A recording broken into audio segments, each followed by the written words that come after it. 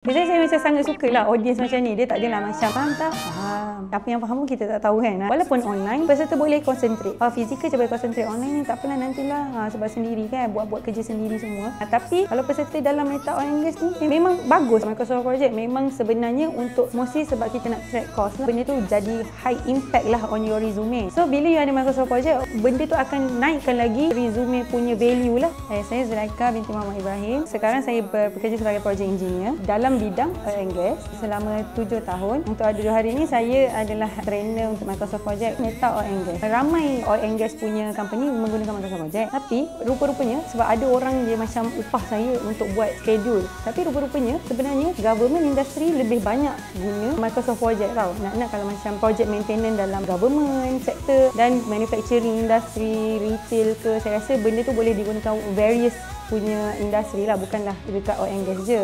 Kalau ringkasnya kita nak cakap Microsoft Project ni dia boleh planning, atur cara apa yang kita nak. Kalau macam tadika ada program Sukanika, misalnya cerita macam mana kita nak plan Sukanika tu daripada A sampai Z. Boleh je untuk kita gunakan Microsoft Project ni mengikut kesesuaian dan kreativiti masing-masing.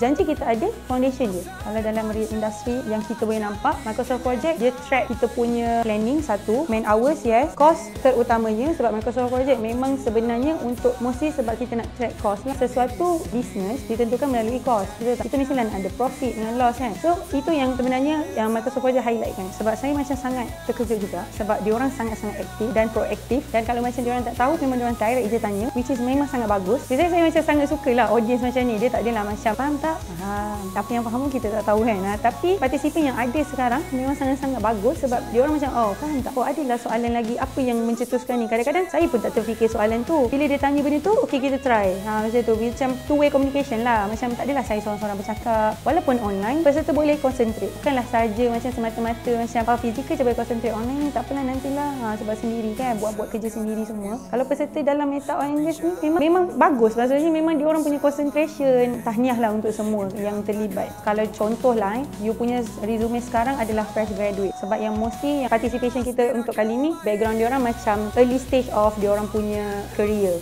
Dalam early stage ni kita boleh nampak benda tu jadi high impact lah on your resume. So bila you ada Microsoft Project, especially macam yang sekarang saya nampak banyak lah yang dalam industri kita ni dah mula terbuka dengan Microsoft Project. Benda tu akan naikkan lagi resume punya value lah. Kalau contoh dulu level biasa je, sekarang mungkin dah intermediate atau higher level.